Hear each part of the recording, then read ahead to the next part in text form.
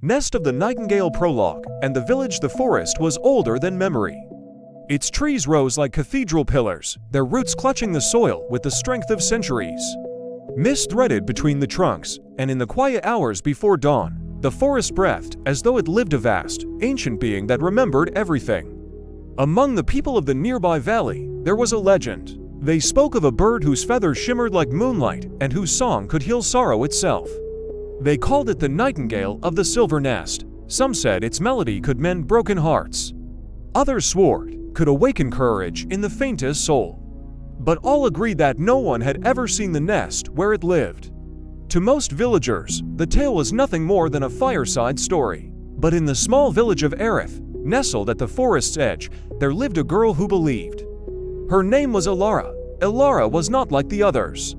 Where her neighbors were content to work the fields, mend fishing nets, and barter in the marketplace, she spent her days wandering the meadows with a sketchbook in hand. She would trace the outline of wildflowers, watch the flight of hawks, and listen for songs carried by the wind.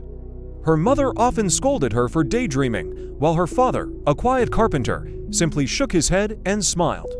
One evening, as the sun dipped low and painted the sky in colors of fire, Elara sat beneath the old willow by the river. She had been sketching dragonflies when a sound drifted to her ears, soft, delicate, yet impossibly clear.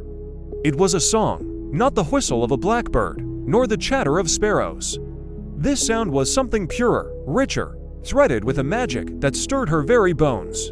It was as though the stars themselves had gathered into a single voice. Elara's heart quickened. She rose to her feet, straining to hear. The song seemed to come from deep within the forest, from that ancient place no villager dared enter. For a moment she hesitated, remembering the warnings her mother had spoken since childhood: do not wander too far. The forest keeps what it claims, and yet her feet stepped forward. But then the song faded, dissolving into the evening air. Elara stood frozen by the riverbank, her pulse racing, her mind aflame. She knew, without a single doubt, that what she had heard was no ordinary bird. It was the nightingale. That night, she could not sleep.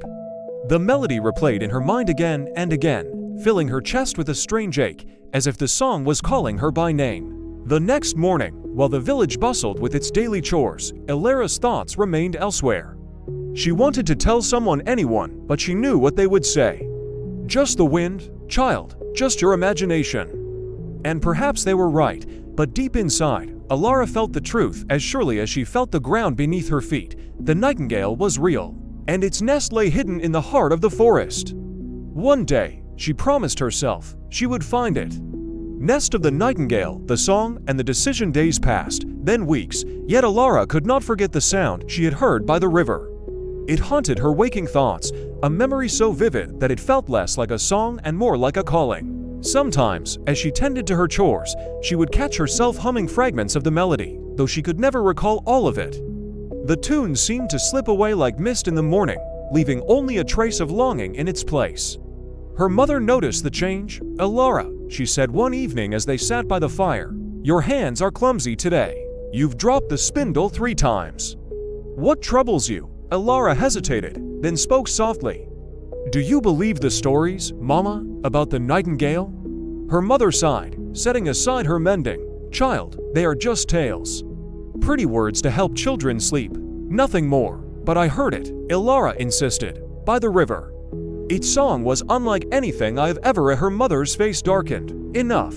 The forest is dangerous. Many have gone in, and not all returned. Do not let fancy steal your sense."